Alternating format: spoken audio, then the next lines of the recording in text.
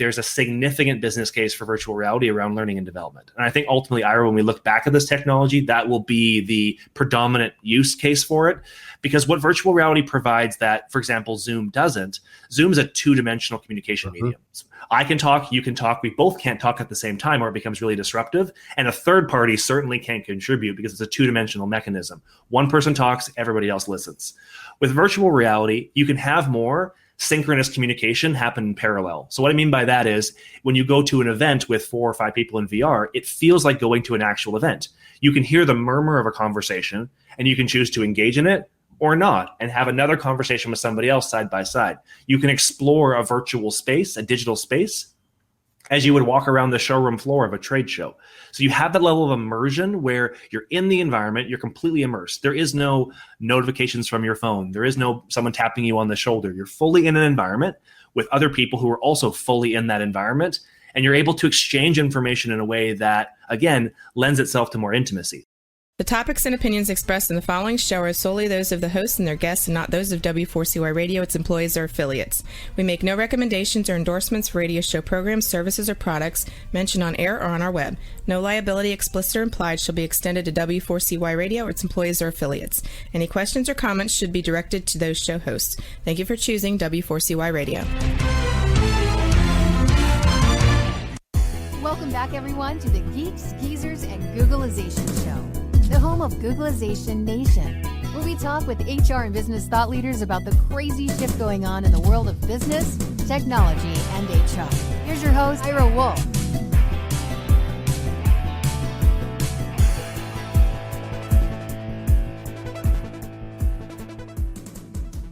Hey, hello, everyone. Welcome, Googlization Nation. Welcome back to Geeks, Geezers, and Googlization. First show of the second half of 2021. A far cry from where we were last year. Really appreciate everybody being here. We've got a great lineup. We had 2 great guests today. First is going to be Matt Burns from Bento HR. Matt's been in the business for about 20 years or so. We're going to be talking about the labor shortage. What needs to change? What's the post-pandemic world going to look like? And I heard Matt speak a few weeks ago about virtual reality, augmented reality. We had a show maybe 3 months ago on that as well. But Matt's got a really, really positive, interesting perspective. And as our economy improves, recruitment is getting harder and harder. Quit rates are up. We talked quite a bit about reskilling and upskilling. All this, can AR and VR, augmented reality, virtual reality, be a solution for this? So we're going to be talking about that. Matt also has an interesting perspective on the hybrid workplace. And that we'll talk a little bit about that as well. And he's also involved with Hacking HR community, which we had Enrique Rubio. He was one of our first guests, hard to believe, almost 3 years ago. And that's just become a huge global community. And we'll talk about that. So we got a lot to talk about in the first 25 minutes. And then our second guest today is going to be Dick Finnegan. Dick has written one of the most popular books in SHRM called The Stay Interview. Certainly with quit rates at an all-time high. That has become much more important. Employee retention, how to reduce turnover. Dick identifies himself as a turnover expert. So we're going to have a short interview with him. And then Dick's going to join us in a few weeks again for a longer conversation about this, because it's certainly how do we reduce the quit rate? How do you improve employee retention, which means improving employee engagement? How do you do all that? So again, great show. A couple other things. Going to be a guest next week on Tune In Tuesdays. That's Tuesday at 2 p.m. Eastern Time. Now I believe you need to be a SHRM member. So if you are a SHRM member, you'll be able to tune in on their website to Tune In Tuesdays. And Dick and I will be their guests on the show prior to SHRM Annual and SHRM Talent, where I will be speaking at both. Dick is going to be speaking at SHRM Annual. And we'll talk a little bit more about that. There you go. There's the slide. So you can mark that in your calendar, especially if you're a SHRM member, you'll be able to have access to that. And also, if you go up to successperformancesolutions.com, that's my website. And we'll also have that in the notes for the show notes for Geeks, Geezers, and Googlization. There's a couple new webinars we just launched. One is on recruitment marketing. Another is on adaptability. And the third will be the new rollout of our elite assessment system that's being launched in the next few weeks. And a lot of upgrades. A lot of people have already been using it. A lot of our clients already use that for pre-employment hiring. And there is a complete new launch, which will be mobile ready and new reporting. And we'll go into more details, and there'll be an introductory webinar on that as well with some promotions. But without further ado, one last thing. I want to certainly thank our sponsors, Ingomu and Success Performance Solutions. And you'll hear a little bit more from them at the break in just a few minutes. But let's bring on Matt Burns, our first guest. There you go, Matt. How are you? I'm doing really well. Crazy busy, as I'm sure you are. Every aspect of HR, recruitment, anything that has to do with companies hiring people seems to be in, I won't say chaos, but in a paradigm shift, in a shift. And HR has been fairly conservative, fairly slow to react to a lot of things, and that's caught up to them. So a lot of things are changing. So I don't even know where to start with you. There's so many cool topics that we can do. Initially, we talked about virtual reality, augmented reality. I want to talk about that. And then you've got an interesting perspective on hybrid work. You also had some huge involvement with the hacking HR community. So why don't we start with what your company is? Why don't we start with a brief intro on Bento HR, and then we'll move into some of the other topics. Yeah, I'm happy to. And thanks for having me today. I appreciate the opportunity to have a conversation. We're at a time now, as you mentioned, that's an inflection point. And I think because of that, we need to find ways to share knowledge more freely. And this is a great platform to do that. Any opportunity to share knowledge with my business executive colleagues is a great opportunity. We can address all the topics you mentioned, I think, by way of both the conversation and in the introduction, because they're all complementary. I spent 20 years in the corporate world. 15 of those were in HR. The last 5 as an HR executive. And by happenstance, I found myself leading large digital transformation projects. So I had experience doing a lot of this work prior to the pandemic. And coming into the pandemic, we had launched a business, Bento HR, which largely did the same things that I'd completed inside of organizations on the in-house side, corporate restructurings, M&A work, technology transformation work. And we had a fair amount of success pre-pandemic about what was happening. Of course, with the pandemic, things shifted. Organizations decided to do a lot more self-service, and things became a little bit more acute in terms of the need that organizations had. And as a consequence of that, we decided to explore more into immersive technologies, which we thought could be the future of organizations. Mm-hmm. And while the majority of Bento HR's work today is still traditional digital transformation, in the sense that we're doing technology procurement and road mapping, and we're doing implementations, and we're doing process mapping, strategic alignment, like all those activities still endure. But for the future, I think we've all got a taste of how powerful technology can be if it's deployed appropriately. Traditionally in the HR realm, as you mentioned, Ira, I remember 15 years ago, people telling me in HR that we should stay away from computers because it was IT's responsibility. In the same way, we should stay away from budgets because it was finance's responsibility. And obviously we've evolved into a bit more of a business partner role. But as a consequence of that thinking, we still have many, our professional associations, our post-secondary institutions do not address technology specifically in their curriculum in a lot of cases. So we have people in this profession who had a deficit of knowledge around technology and innovation. And we wanted to help them better illuminate the opportunities for technology to make work better, more human, more engaged workforces. And we think virtual reality is a cool way about doing that. And it does support our broader hybrid work strategy, where organizations are trying to think through how is work going to look differently in a space where half of the workforce is maybe in the office, half's not. It's more intermittent, more transient. How do you really create lasting and binding culture when you don't have co-location 5 days a week? So let's go back a little bit, because I'm afraid a lot of our listeners may not even know. I mean, they might have heard the terms virtual reality, augmented reality. They may understand that, especially if they have kids, they may know remotely that they're sitting there on the floor, on the couch, gaming. I mean, that's basically what it is. Here I've got my, let's see, there we go.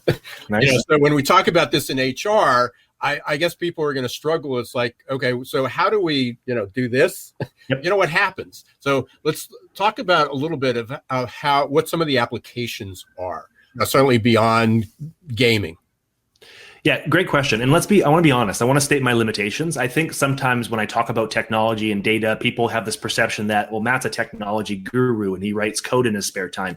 Far from the truth. Like I'm a business executive who spent most of his time in HR. Where I understand technology is its application for human use cases. And I try and translate that for an audience of people. Virtual reality is a fantastic solution at the intersection of more intimate conversation when you don't have co-location. So think about it like this. Think about all the business activities in a employee's life cycle that would necessitate or benefit from a greater amount of intimacy. So think about the recruitment process. When you're interviewing with a new organization, it's nice to sit down with the person who's going to direct your work or some of your teammates. When you are onboarding and you don't know Adam from Eve, understanding who to go to for information, understanding where to reach out to for questions, that could be a bit more of an intimate approach. Obviously, there's a significant business case for virtual reality around learning and development. And I think ultimately, Ira, when we look back at this technology, that will be the predominant use case for it. Because what virtual reality provides that, for example, Zoom doesn't, Zoom's a two-dimensional communication medium. I can talk, you can talk, we both can't talk at the same time or it becomes really disruptive. And a third party certainly can't contribute because it's a two-dimensional mechanism. One person talks, everybody else listens. With virtual reality, you can have more synchronous communication happen in parallel. So what I mean by that is when you go to an event with 4 or 5 people in VR, it feels like going to an actual event. You can hear the murmur of a conversation and you can choose to engage in it or not and have another conversation with somebody else side by side. You can explore a virtual space, a digital space, as you would walk around the showroom floor of a trade show. So you have that level of immersion where you're in the environment, you're completely immersed. There is no notifications from your phone. There is no someone tapping you on the shoulder. You're fully in an environment with other people who are also fully in that environment. And you're able to exchange information in a way that, again, lends itself to more intimacy. So another example, Ira, would be performance management. When I'm sitting down with my employees and talking about performance, I want that to feel personal. I want them to feel like I'm invested in this conversation, not that I'm on Zoom with 5 other tabs open answering my emails as I go through the scripted, messaging. And so those are some examples where I think virtual reality can be deployed in a business context. Where we're deploying it now at Bento HR is in 3 areas. The first one is all of our employees have virtual reality headsets, and we use them during the hiring process, and we have team meetings in virtual reality to create that sense of collaboration and cohesion. We do it in sales now, Ira, so pretty exciting. We've actually, in the last several weeks, been able to ship prospective clients virtual reality headsets. And I've sold products and services as an avatar to another avatar in virtual reality, where traditionally I'd have to hop on a plane, fly to a city, meet down with somebody, go for the dinner. That's several $1,000s. I spent $50 in shipping fees plus the cost of a $300 headset, shipped it to the prospect. They'll send it back when they're done, so I don't lose that upfront cost of the hardware. But I've given them now a differentiated sales experience that they haven't seen anywhere else in the market. And the last place is we actually do workshops. So we do strategic alignment workshops, skills training workshops, where we're delivering content in virtual reality for a group of clients, usually small groups right now. We have done larger events in virtual reality, which we'll do more of in the future. So as you're talking there, again, there's so many offshoots here, so many rabbit holes we can go down. So again, companies are really struggling with labor shortages, and they're probably not going to do this from a lot of frontline workers.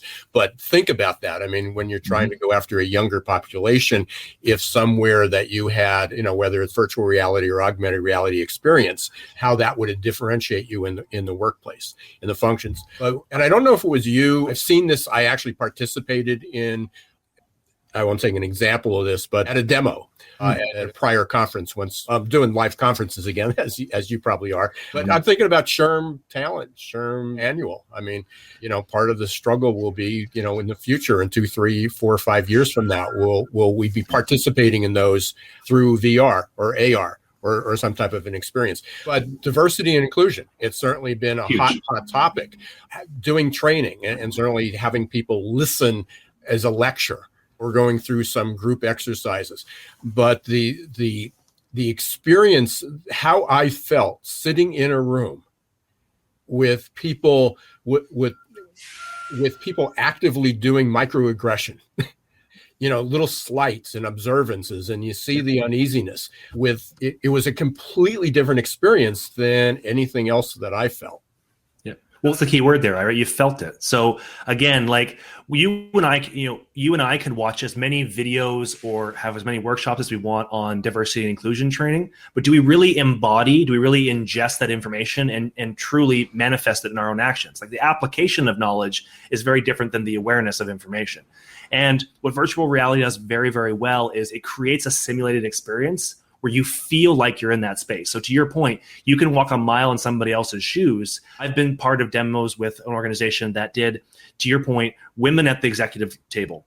So you put on a headset, you played the role as a female at the boardroom table, and you had an experience that was not that pleasant, where you were being passed over, there's, being talked over, your opinions are being dismissed, people are giving you weird looks. And if I'd seen a video of that, I probably could have said, oh, that must have sucked. And I could probably deploy a bit of empathy in that way. But having experienced it, now I'm like, I know how that feels as an individual. And I'm so much more motivated to ensure that when I set up meetings with my team, that we don't create a dynamic that excludes people implicitly. So there's an embodiment factor to virtual reality, which creates a lot of powerful messages around D&I, but also, Ira, leadership. I'm sure you and I are similar in the sense that most of my leadership training came as a result of mistakes. Like I screwed up a lot, and I had leaders that were super patient and kind and understanding and knew that what I was doing wasn't malicious, but ill-advised, and could talk me back from some emotional intelligence faux pas early in my 20s. This, with virtual reality, I can simulate experiences that I had early in my career, react to them in a live setting, screw up as much as I want without the fear of litigation, career-limiting decisions. Because a challenge that I experience now working with clients and organizations is that leaders are scared. Leaders are scared of saying the right thing, of doing the right thing. And what it leads to is them not really investing in their employees as much as they probably could have.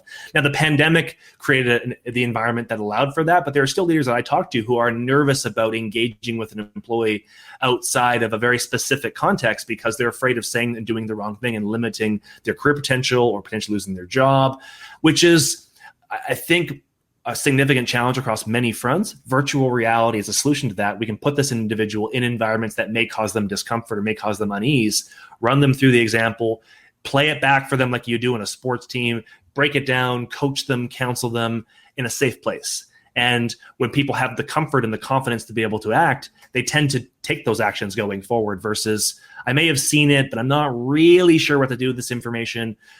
Above all, I love virtual reality because I think it solves for a significant problem with enterprise learning.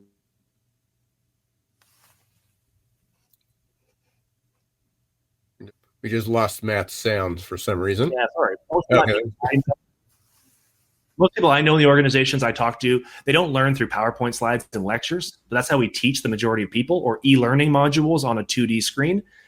Virtual reality provides the opportunity to create more engaging learning opportunities and to do so in a way that's democratized and dispersed, because you don't need to be in the same location. You're not flying people in. You're not flying in instructors. You can actually disseminate the information more efficiently.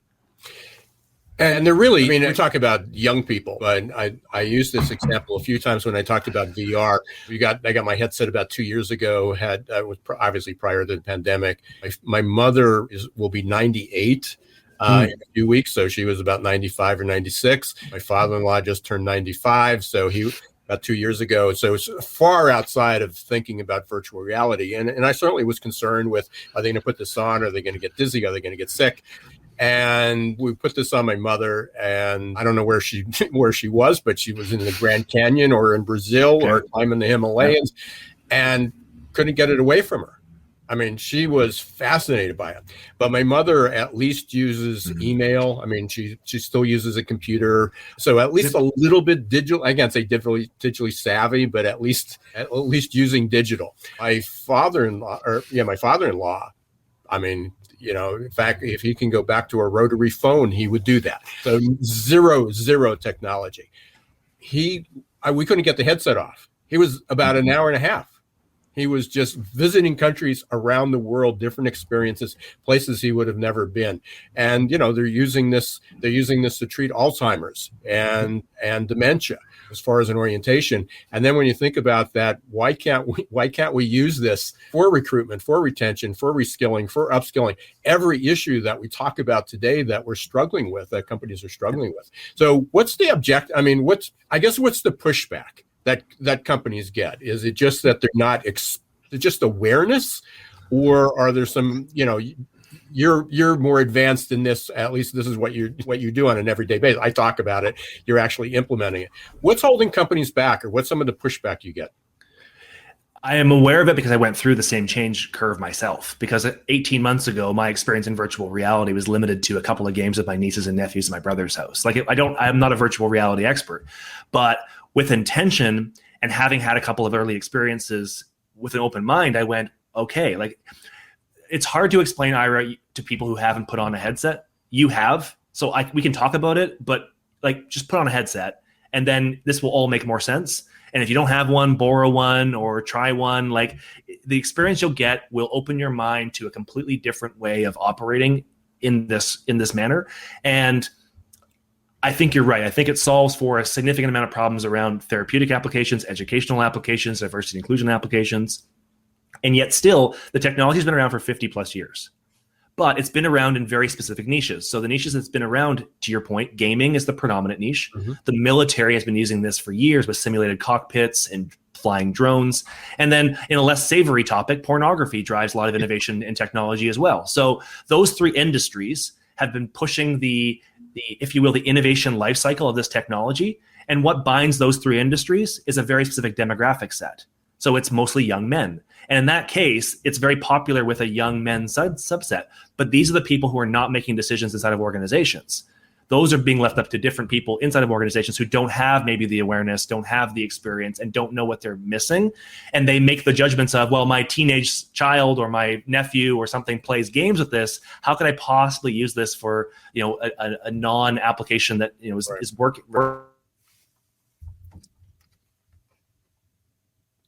Lost you again there, Matt, for some reason. Whoops, we lost Matt. And I was just going to ask him, hopefully we can get Matt back in a second there. I lost this connection. But a fascinating conversation with Matt Burns from Bento HR. We were talking about HR. We were talking about AR and VR in HR. One of the things that Matt just mentioned and just came up, I don't know if you caught my smile there. There's Matt. Sorry about that. A little bit of a Wi-Fi challenge. Yeah. No, Charlie, so what I was saying is I was smiling. I don't know if you saw that. I had a smile when I saw that you went to the third topic there, which was porn. I heard this the other day. I was in a conversation in a tech, they call it a salon, and a conversation, and they were talking about what we thought about Bezos and Musk, going up the moon, and what applications were we going to see from that? It's not going to Mars, but what are we going to learn from that?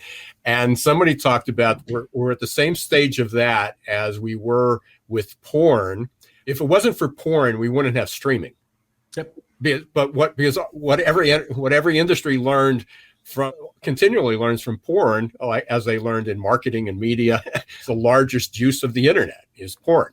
It was, again, is how they use VR. And then you take that application and it streams down into mainstream. It has nothing to do with the porn, but it's just that they tend to be pretty advanced with technologies for so something good coming out of bad, right?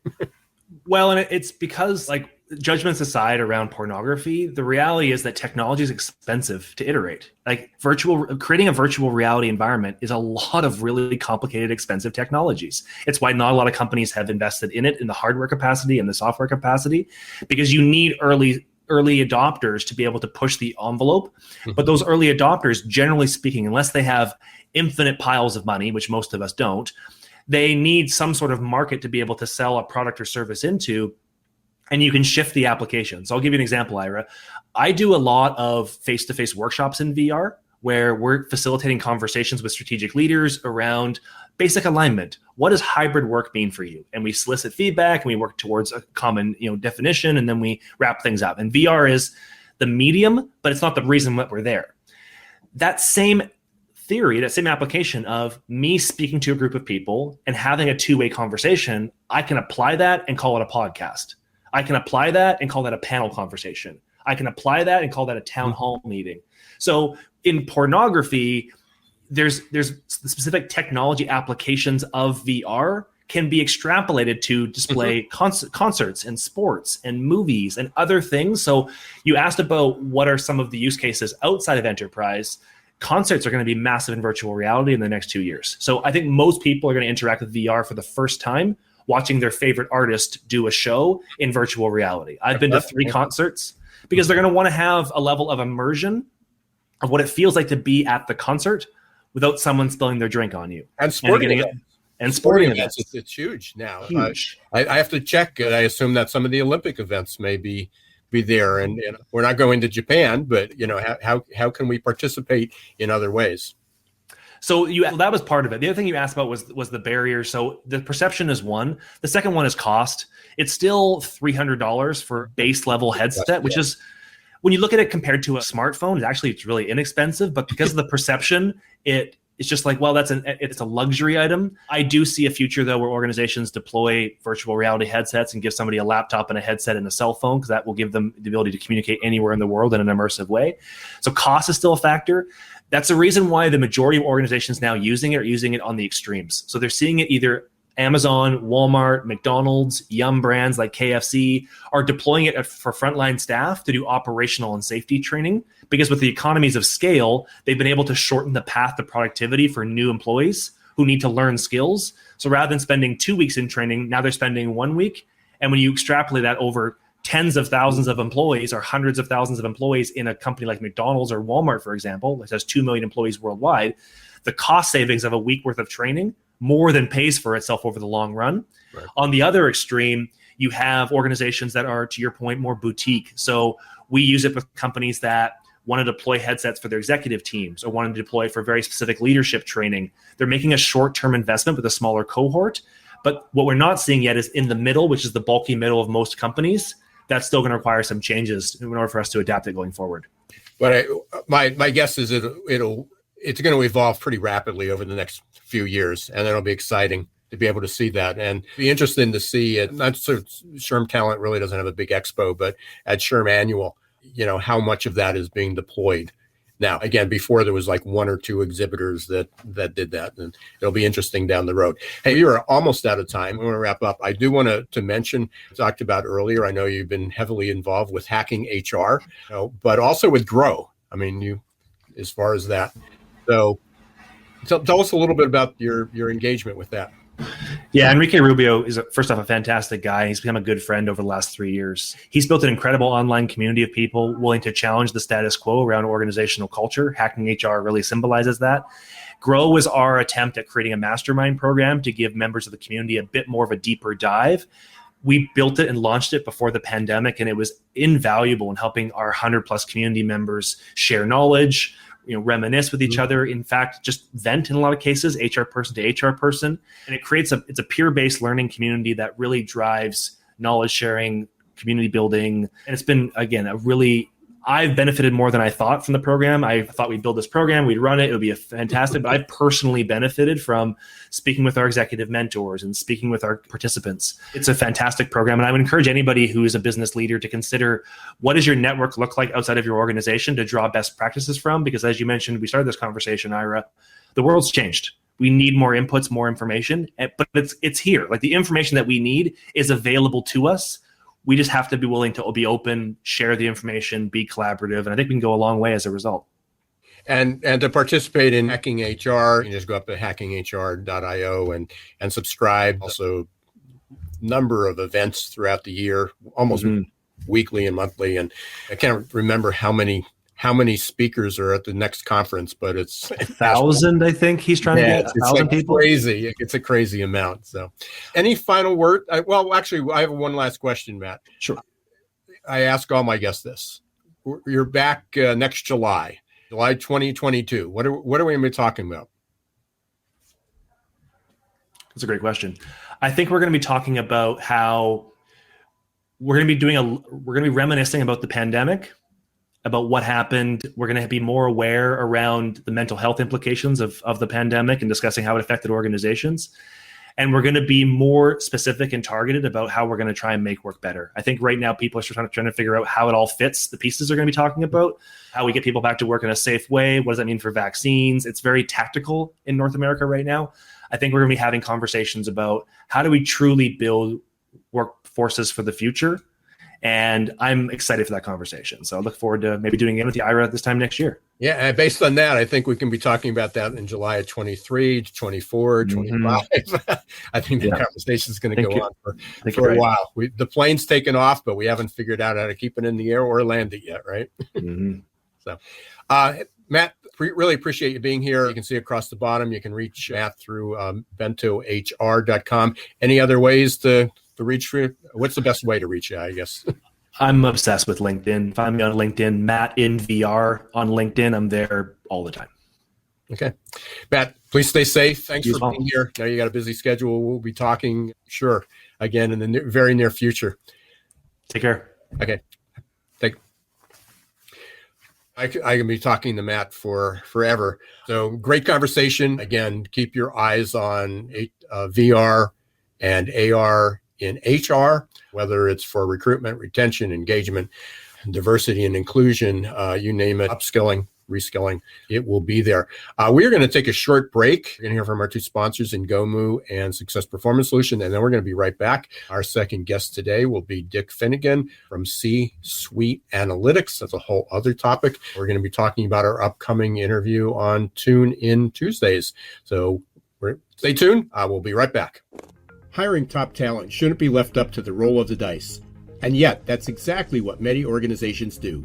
They roll the dice, cross their fingers, and pray for a better outcome.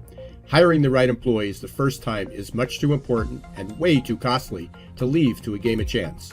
Your employees and your customers deserve better. For 25 years, Success Performance Solution has been helping small and medium-sized businesses hire smarter.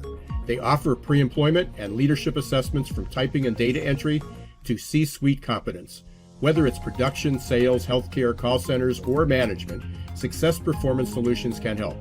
Visit their website at www.successperformancesolutions.com to schedule a free demo or call 800-803-4303. Imagine growing great employees and advancing emerging leaders for less than $1 a day. The Ngomu app will support your employees in a myriad of ways, from career and personal development to health and wellness. No need to schedule and hold trainings. Just have them access over 90 coaches for live virtual group and one-on-one coaching for whatever topic they need or want to work on. Anytime, anywhere. Learn more at ngomu.com today. Hey, welcome back, everyone, and all our community members from Googlization Nation. Welcome back to Geeks Geezers and Googlization. We had a great first interview with Matt Burns from Bento HR. We were talking about VR and AR, virtual reality and augmented reality, how it's impacting all the work in HR, for opportunities from recruitment, from engagement, from retention, which is what we're going to be talking about with Dick Finnegan from C-Suite Analytics. I think I got that right. And again, just a few announcements. On next Tuesday, July 13th at 2 p.m., if you're a member of SHRM, you'll be able to hear Dick and I will be interviewed on the SHRM TV show Tune In Tuesdays. We're going to be talking about recruitment and turnover. We're going to get Dick on right now and have a preview. And also coming seminars I've got going on, you're going to be able to, if you go up to successperformancesolutions.com, there it is. There is a link to some upcoming webinars that we're going to be having, and we'll get into that in future weeks. But right now, I want to bring on Dick. There he is. Hey, Dick. Good to see you again. Good to see you, Ira. How are you? I appreciate you being here. I know you got a busy schedule. Just got off another call, I believe. So you and I just met last week. We sort of got the yin and the yang of HR here. Your focus has been on retention. Mine has been on recruitment. And up until now, it's sort of been a revolving door. You know, we get people into it, and then people are, quit with the quit rate at an all-time high. I've been doing this for a while, focused on this. So your time has come as well, talking about the stay interview. So give a brief introduction of your company, which is, I believe that was C-suite analytics. And then You can say it. I've heard you say it. You can say it. I know you can. And then I believe, there we go. And then let's talk a little bit about our upcoming show next week on Tune In Tuesdays. So I was on a call, I'm on What's Calls, and somebody, CEO of a company, said to me recently these two words that I think say it all: doom loop. That companies are having so much trouble hiring that they are bringing people in, and those people leave, and then they're bringing more people in, and those people leave. So it's that doom loop where there's no energy for retention because all the energy is being sucked into recruiting. But if there was energy for retention, Ira, I would tell you companies don't know what to do. That if you think about HR, that there's solid processes for comp, for selection, for benefits, for training. There is no process for retention. It's like pay them, do an exit interview when they leave. They're going to lie, but do an exit interview anyhow, and then go figure out what more to do. Oh, they weren't recognized. Okay, have employee of the month, employee of the year, employee appreciation week. They want to be communicated. We'll have town hall meetings, CEO videos. They want career coaching, of career day. Department gets stable to cafeteria, bring in a speaker of the community college. We keep doing all this stuff that has nothing to do with why they leave. Because the reason they leave is because the number one reason is how much they trust their boss. And so much, there's actually a number from Deloitte saying U.S. companies spend $1.53 billion with a B a year on engagement. But if you ask Gallup, and I know you and I have talked about Gallup, engagement is flat for 20 years. It doesn't change. How can you waste $1.5 billion? It's because you're giving people things that don't matter much to them. They matter a little. Events with food is good, but it's not going to make somebody stay. And so they keep giving them things that don't matter because there isn't a process for retention until now. I'm thinking of the analogy to that. It's like going out to your favorite restaurant and you have a marvelous meal, but you hate the company that you're with, right? Right. Basically great food, great games, great environment, beautiful building, right. But you hate your boss. Right. Hate your boss. Right. Hate your boss. And so these companies that are in the doom loop are losing a lot of people in the first 30 days, first 60 days for all kinds of reasons, because people, usually the main reason people leave early is because they don't understand something about the job. They get in the job and they say, you got to be kidding. I didn't know whatever, it would be wet. I didn't know it would be these hours. I didn't usually, but now it's people are leaving because there's so many other places to go. And so if you can't get glue to them early, you won't keep them. And the glue has to be the boss. That I think you and I might have talked about this concept of what do employees talk about over dinner. That's what really matters, is what do they talk about over dinner. And when somebody says, how was your day, dear? Nobody says, yeah, my day was okay. I just wish we had pet insurance. Nobody cares. They just don't care. We had better selection we had a better selection at the buffet, right? Right. Or in the cafeteria. Right. They talk about their boss, their colleagues, and their duties. That's what they care about. And if you can't get to those things early, you're not going to win, which brings us to this whole idea of stay interviews. And I know that Ira, that in our process, because we consistently cut turnover 30% and more, it's a lot of money. And our process is to put a cost on turnover so executives wake up and they stop thinking it's like rush hour traffic. You have to work around it. It costs real money. We get finance. We involve finance to get the cost. Then with the data, set retention goals, one for all turnover, one for new hire turnover. But the goals are owned by operations, by the leaders. They have to have goals. There's a report, your name's on it. You got to cut turnover. Here's your goals. Then teach them to do stay interviews. Then teach them to forecast how long each employee will stay.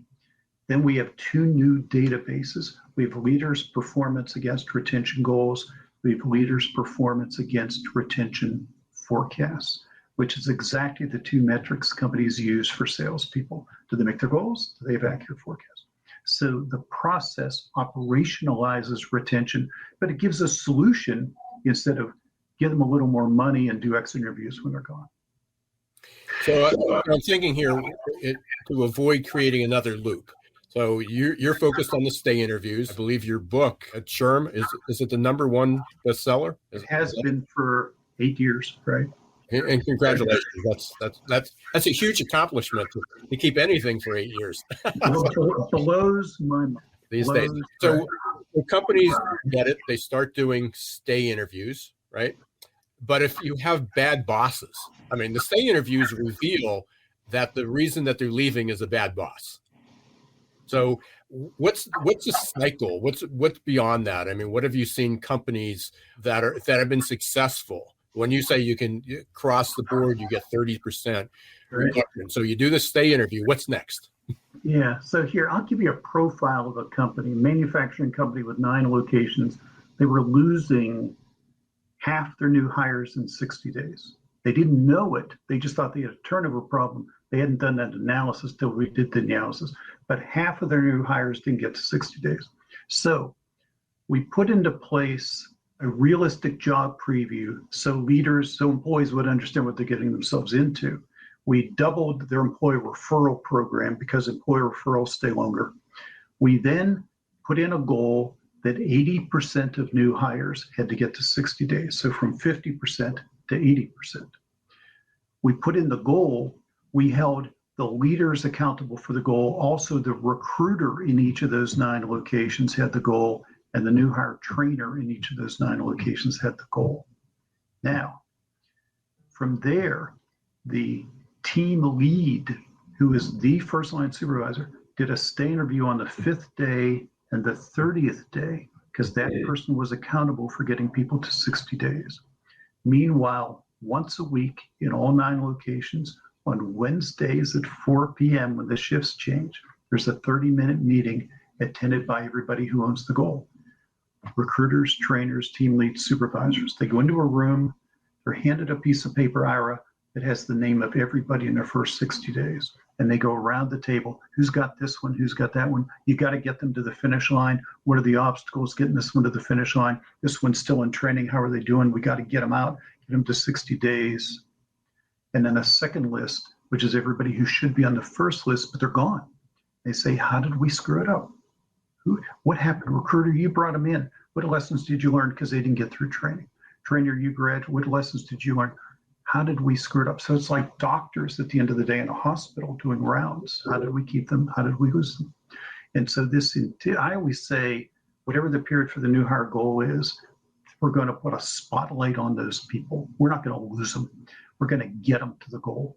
And it's that total focus with stay interviews, with forecasts and accountability that drives this company to get 80% to stay 60 days versus 50. You know, it goes back, and this is about 21 years ago. I was working with the call center. They had 30 seats, and they had 498 W-2s at the end of the year. And they did 40 trainings a week. They were at every job fair. They were literally going down. We're in Lancaster County. They were literally go down to the prison in the morning and pick up people on a work release program. And my comment is they wanted to know, how do you keep people? And I said, if we can't, they were frustrated with our progress because they still had turnover. And I said, the people that you used to have that didn't show up, they worked for a week and then they didn't show up the following Monday. I said, your retention now it was like 18 days. I said, do you realize we cut your turnover by 2.5 times? Because they went from 5 days to 18 days. And it's like, oh, yeah, but we want them to be 90 days. I go, got it. I'd like them to be a year. But just by slowing down the flywheel, plugging up the back hole. And I still remember he wasn't an HR manager. He was a shift manager. Stood up and he said, he's absolutely right. We're down to 25 job fair or 25 trainings. Because the fact is that we had to have a training every week because we lost the same people we hired the week before. All of a sudden, the trickle down effect was that we only had 25. We only had to have 25 trainings. So we saved all that money. I was able to work and we were able to train people better. When they finished, they had 10 trainings a year, and they still had turnover, but they had 152 people for 30 positions, not 498.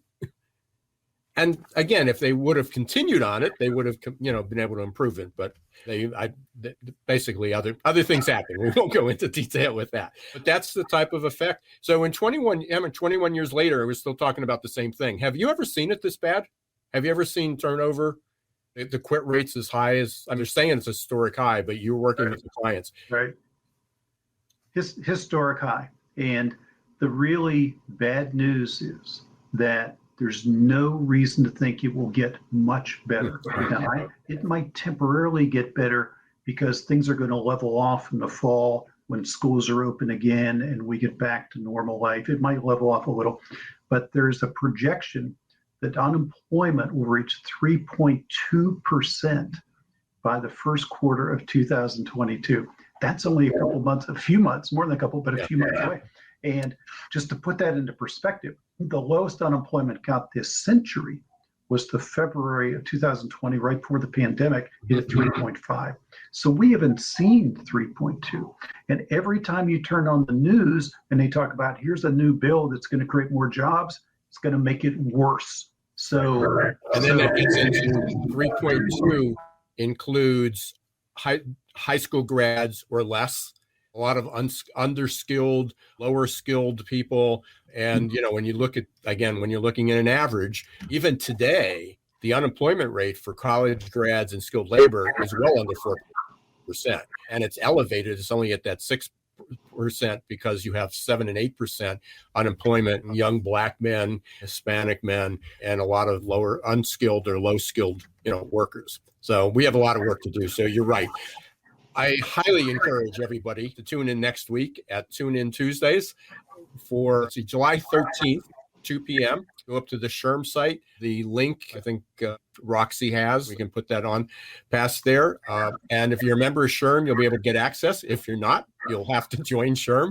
We're going to have Dick back in, was it August? Dick, is that when July or August? Yes. Yeah. Remember, he's going to come back for our longer segment guest, and we're going to be talking more about this because, again, companies are going to struggle with it, and there's so much more we're going to learn more about conducting the stay interviews and get more tips and advice from Dick. So, Dick, we'll see you next Tuesday, and appreciate that. Appreciate you coming on the air today, and look forward to continuing the conversation. Cool, Ira. Thank you for having me. Okay. It was fun. See ya. Bye. Okay. Well, thanks, everyone. Thank you, Dick Finnegan from C-Suite Analytics, talking about, I highly suggest go up. You can look up Dick, connect with him on LinkedIn. You can go up to his website, which is dickfinnegan.com, or C-Suites Analytics.com, and pick up his book, Stay Interviews. And he will be back. I don't remember the exact date, but he will be back either later July or in August. And we'll be continuing that conversation, especially on employee retention and how to lower your turnover, how to lower those quits. I want to also thank Matt Burns for being our guest earlier and talking about AR and VR, virtual reality in HR, some of the advancements there, and also learning a little bit more about the hacking HR community. Please take the time and visit the Success Performance Solutions website. There are a few new webinars. Sign up for Googlizationnation.com if you're not already a subscriber. There'll be a newsletter going out shortly, and it will include updates to the 2 or 3. The third one is in the works. But there'll be 3 new webinars that will be available later July and in August, and hopefully that we'll be able to see you there. And also you'll get updates about podcasts and other events that are going on, Googlizationnation.com. Final thanks to Ingomu and Success Performance Solutions for being a sponsor. And until next week, thanks for listening to Geeks Geezers and Googlization. Don't let the shift hit your plans.